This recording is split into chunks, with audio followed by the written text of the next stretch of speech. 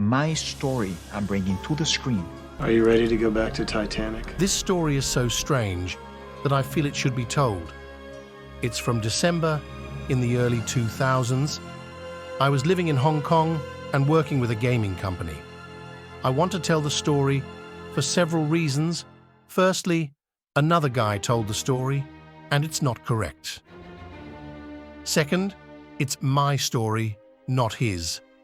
So I should tell the story as it really happened. I had been to Shenzhen with my girlfriend. Let's call her Maggie. I changed the names to protect the innocent. We were walking towards Lo Wu shopping mall, as it's also where the border crossing to Hong Kong is.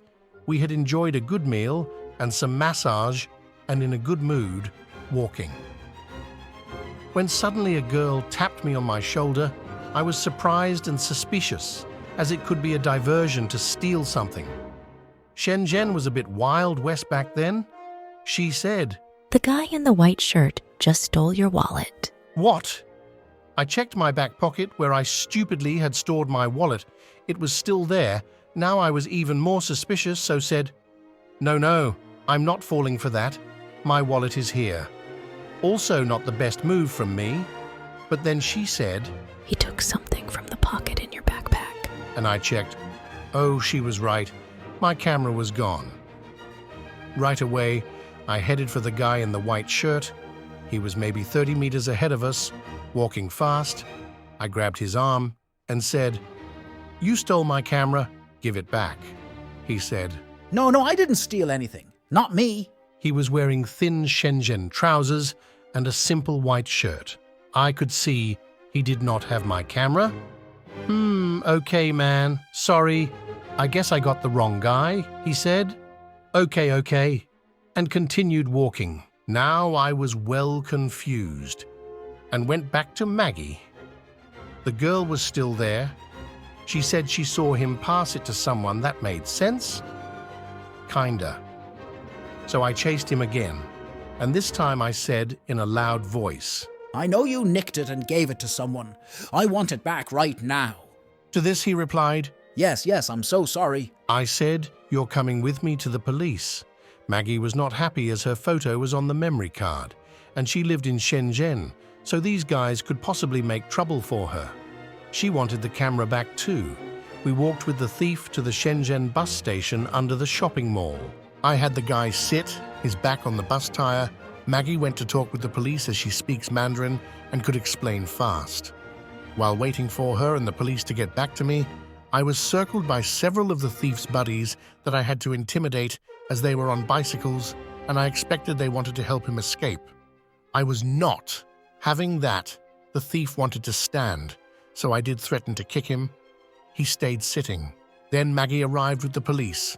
2 angry cops, they grabbed the thief roughly and slapped him a bit, before we all went to Shenzhen shopping mall police tiny station to wait for the real police to show up. Then a Chinese girl showed up with my camera. She also got arrested on the spot. All 4 of us got picked up by the serious police and driven to a bit bigger police station where we had to give statements and sign with our fingerprint in red ink.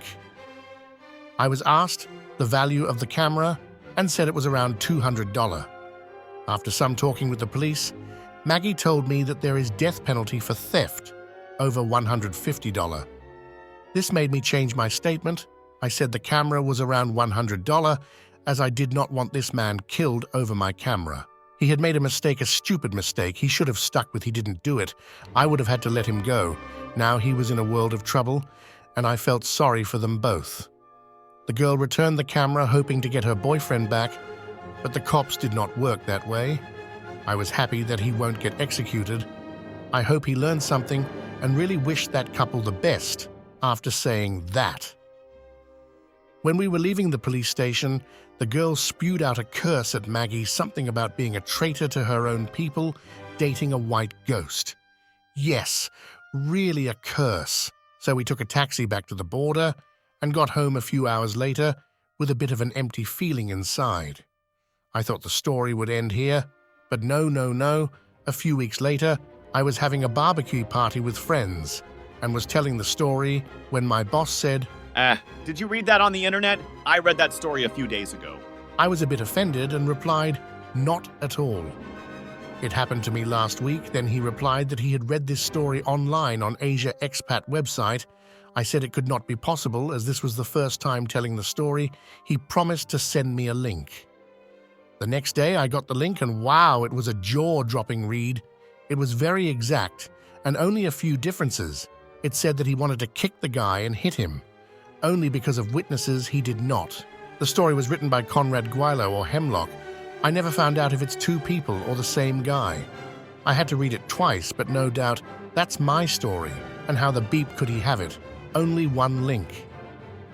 Did you guess it? Maggie, I asked her casually if she knows a Conrad or a Hemlock and got a no, not at all reply. Now I'm a sucker for a mystery. And I got really curious, so I made a profile on Asia Expat and wrote a comment to Conrad's story. He did not like that at all. I mean, I did not write it public. I sent him private message, something in the line of, "Hey mate, I read your story and am very confused how you ended up writing that.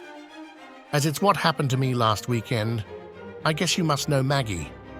Maybe you're dating or working together in the office. I do not want to make a fuss.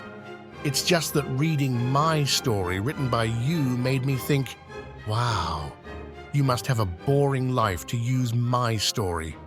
That I guess Maggie told you during the week. Are you dating her? I don't blame you. She's a lovely girl. I don't want to be with a girl that's cheating on me. And honestly, that's what it looks like to me, with you publishing my story and all." I got no reply to this email. He deleted his account immediately on Asia Expat and said no more. I did notice a chat on the site. After he disappeared, people were talking about him being chased by some jealous husband and that he had to go back to Canada. Some said he was a lawyer from North America. In any case, I guess he must have had some dodgy background since he just went off the grid like that. I broke up with Maggie. This is the way. And later found out that she was a real player. I guess I was lucky that I'm no good for a gold digger. The moral of the story: tell the truth. Make your own stories from your own life. Hell yeah! When you steal someone's stories, maybe they end up reading them. That happened 20 years ago. Yeah, I know. I keep smiling and enjoying life, but since this story had been told before by Conrad, I felt that I wanted to tell the true story, my story.